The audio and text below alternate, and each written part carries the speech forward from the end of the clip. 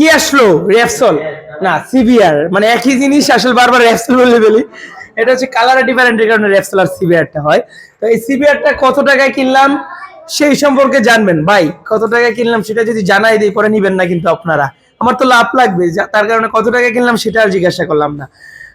এখন যত টাকায় মূল্য হয়েছে 5,000 টাকা ব্যতীত 5,000 টাকা তো বাকি রাখছি নাম ট্রান্সফারের জন্য। এটা কি নাম ট্রান্সফার হবে? অবশ্যই হবে, অবশ্যই হবে জি। এটা আপনারা সম্পূর্ণ টাকা বুঝে পাইছেন, 5,000 টাকা বাকি 5,000 টাকা নাম ট্রান্সফারের সময় দিব। নাম ট্রান্সফারের সময় গাড়ির ইঞ্জিনে যতটুকু সম্ভব আপনি বলেন যে ইঞ্জিনে কাজ করাইছেন, মিথ্যা বলে গাড়ি বেচার দরকার নাই, এটা আনটাচ বলার আমার দরকার নাই। ইঞ্জিনে কাজ করাইছেন আপনারা তাই না? ইঞ্জিনে তারপরে একটু সাউন্ড করে, এই সাউন্ডটা কিসের বললেন? রোকারের। হ্যাঁ, ক্যাম রোকারের জি। যাই হোক 2017 মডেল, এটা আপনারা একদম অল্প দামে নিতে পারবেন।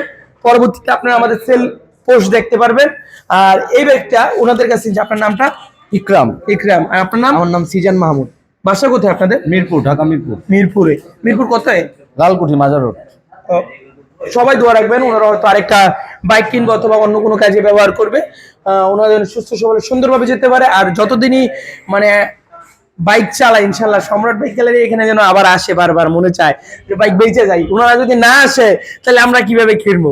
আমরা তো পরে নিশ্চয়ই যাবো। দোয়া রাখবেন আমাদের জন্য। আল্লাহ হাফেজ।